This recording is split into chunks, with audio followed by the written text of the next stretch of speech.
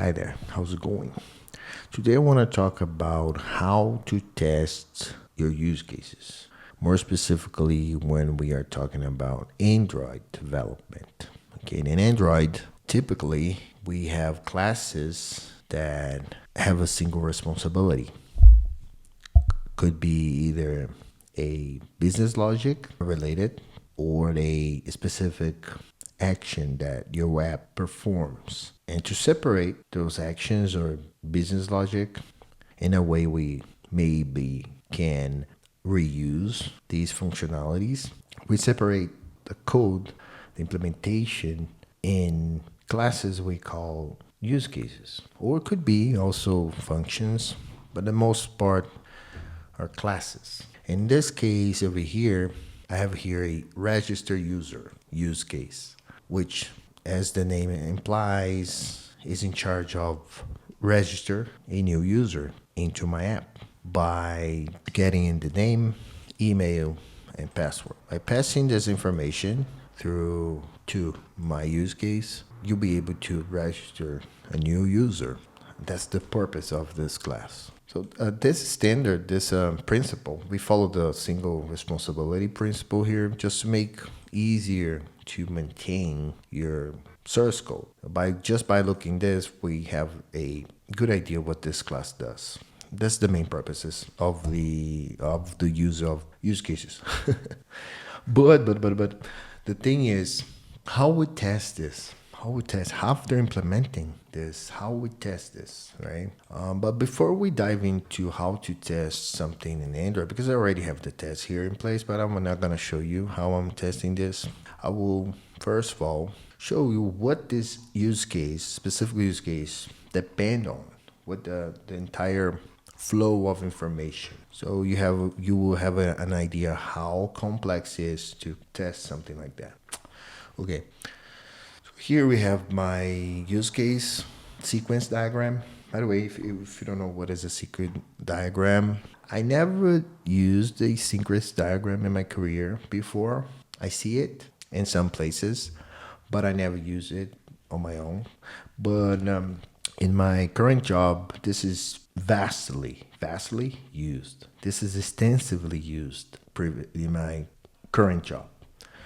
Oh, it's just a simple way to show the sequence of the information, how the information is passed across components.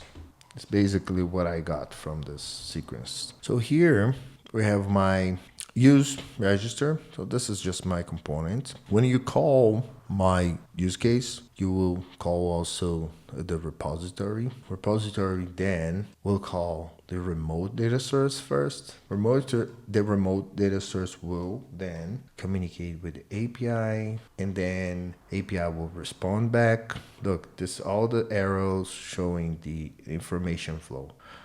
And then after that, API will return the credentials as a response and to the repository. The repository then will send these credentials to another data source, but this time the local data source that you cannot see. We're gonna save the credentials to the local data source. After that, we are back again to the repository. So after we saved the credentials, after creating the user, we're gonna get the credentials, save locally, and then return back to the out repository, and then back to the user register use case, emit the response, the results of this user register. That's what we do. That's basically what this entire user case is doing.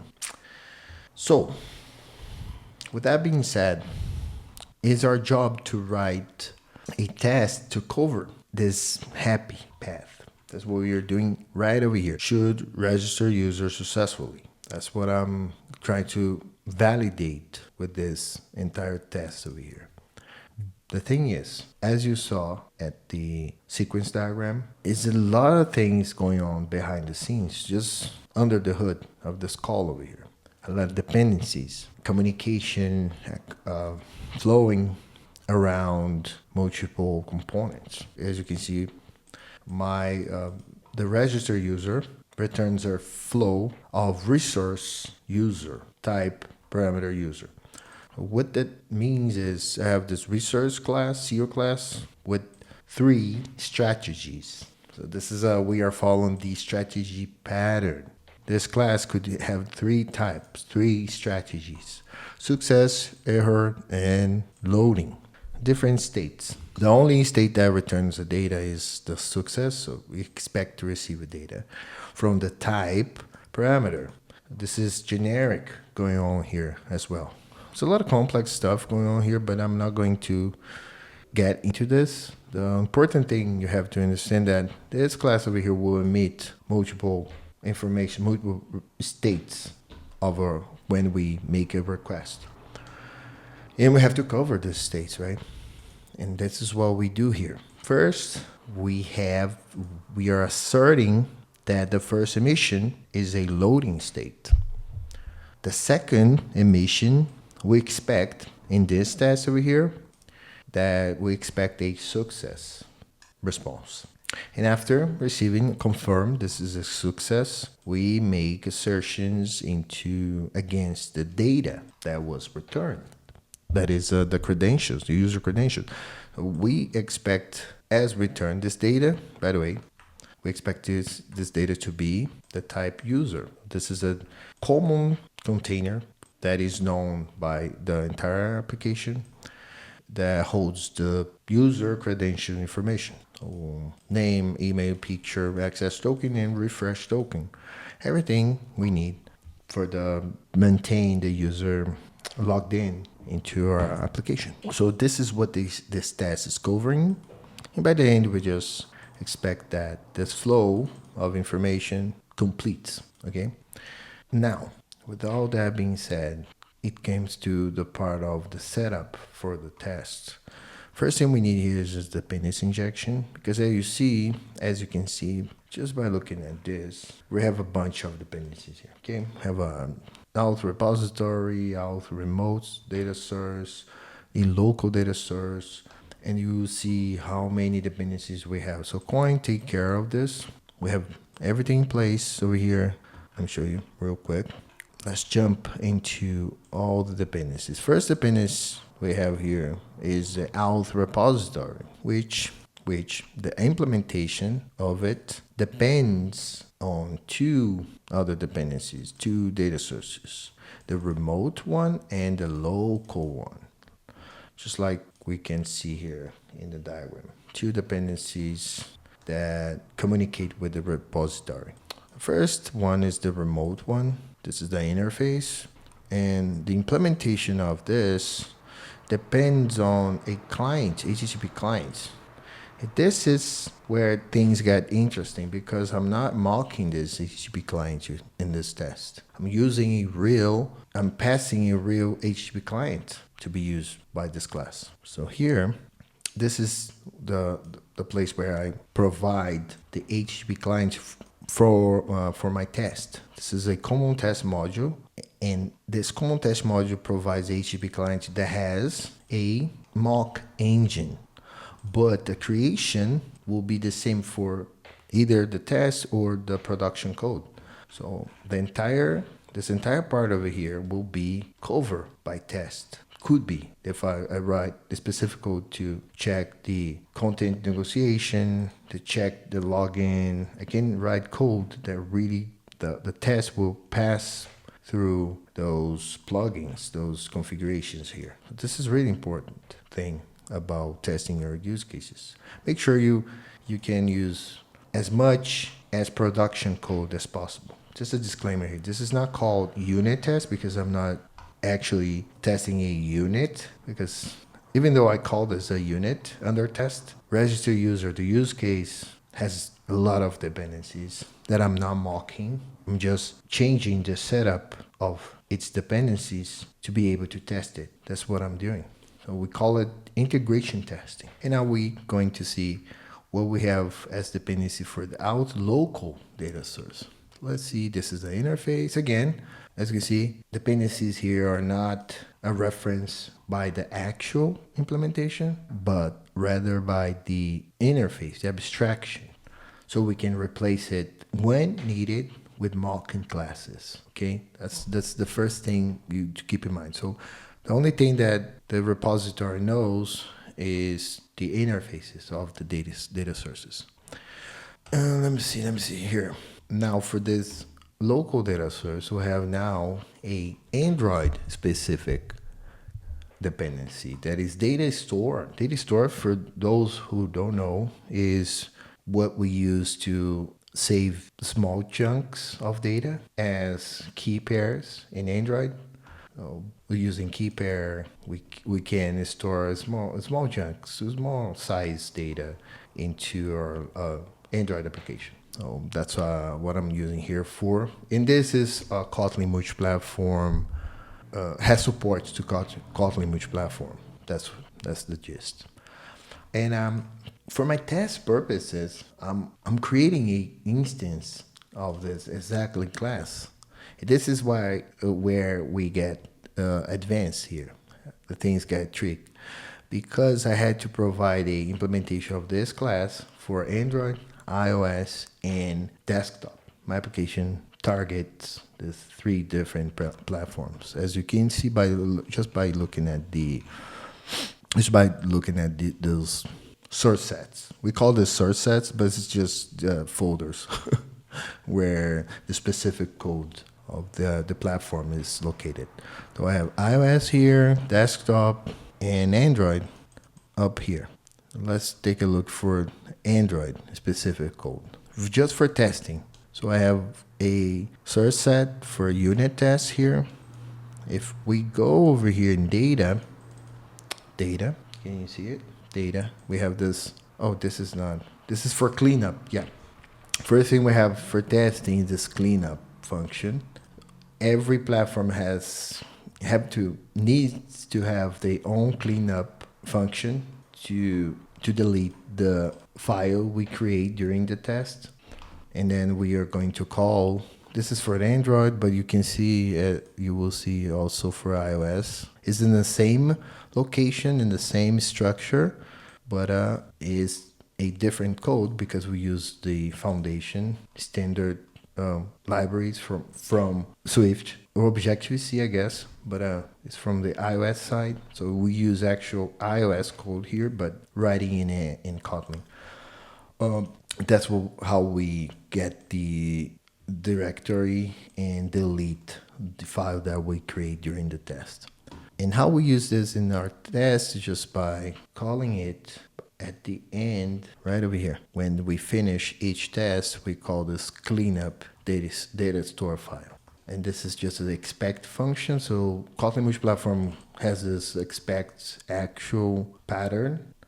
When we mark our function with this expect, Kotlin Multiplatform expect you to provide implementation for each platform to this function. This is what this means. Let me show you another thing that is pretty good. This class will be created just like we do in production for the actual code, the code in common main. This will be created exactly the same, but with a file, a different name, file name. Let me show you what I mean by that. So here, as you can see, this is an Android unit test. So this is a specific dependency injection for Android testing.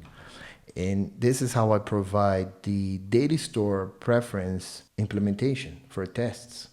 The main difference here is this is exactly the same function we call at common main, the production code, as you can see by this inspection here. So as you can see in Android, at common main and common Android code, this is not Android testing code. This is actual production code. So we just use the same function, exactly the same function, but with the different informations. We pass a test file name and an application context provided by Android Test Core. This application provider and Robolectric will make sure that this will run in unit tests locally, so we don't need to use an emulator. But this is a context made for testing purposes.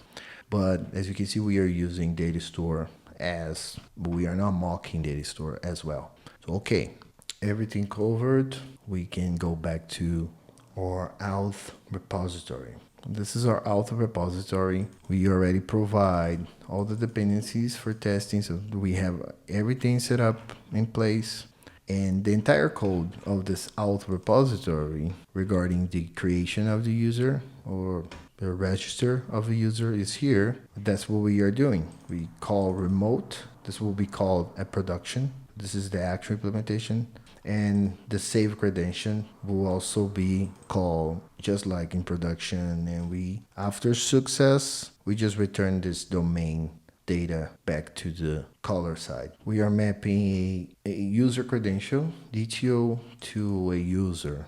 We do that because we follow clean architecture layers, data, domain, and presentation layer. So we are taking a object that came from the data layer and we are mapping to the domain layer. The domain layer should not know about details about our DTOs because let me show you why we should not care about it.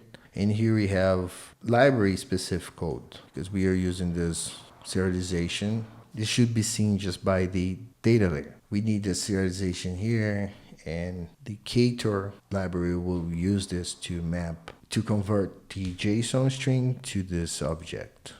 But the domain layer don't need to know about it. The only thing that our domain layer needs to know about it is whether or not we get a user over here successfully. And this is exactly what we are covering in the test. We make API call and check whether or not the return was successfully. And that's how we test it. That's how we test this entire thing. Let me run the test so you can see it happening, just to prove that this is working. So for Android first, okay, we pass. Let's make the same test for iOS. Everybody loves iOS, right? iOS. Some people say that iOS is better than Android, but I don't know about that. iOS successfully. Last but not least, desktop. Nice and clean. Everything works fine. The last thing I want to show you is this mock API. A bunch of informations here. This is the path we are hitting with the information, and what we do here, when I make a request to this user path URL, what we do is I get the payload you're sending, and you use the code from string. I just make sure that I can create this payload. I have this payload over here, by the way, just for testing purposes. I'm checking if this payload is correct. And then I'm just validate if it's null. If it's null, I will send back a invalid request body. If not, I will create the mock response, just like I expect by my API over here. Look, this is my API, by the way. If you try to create a user, this is the response you get back if it's successful, if the return is 200. Okay, so you send this, I will return this back to you. This is exactly what I do here in this mock creation. So, but for testing purposes, I use your name and I use the provide name and email to send back to the user to the test. This is what we are checking here. The email, the name and email should be the same as the one that I send to the register user and use case. That's all. That's all we need. It's a lot of setup involved. Not gonna lie, it's a lot of work required in order to really write a test, complete test like this. That's how you test your use cases. This is the purpose of a use case, to separate concerns, following the clean architecture and the best practice. We have a solid concept here. Solid. Just recently, I heard of. I had to think about solid because I never knew what the letters means. I still don't quite understand too well, but at the end of the day, it's just a name for things that we do daily and on a daily basis. But we have to know the names, right? We have to know what we are doing. So this is what I'm trying with this video. Just fix the knowledge that I have and give the proper names for the things that I do. Regarding the libraries I'm using, right? For testing flows in Android, you should use for sure Turbine. Okay, Turbine is the best library for testing flows. In order to test Android components and in the unit test Android components, you should use Robolectric. And for Compose Multiplatform, we have a workaround to make this work.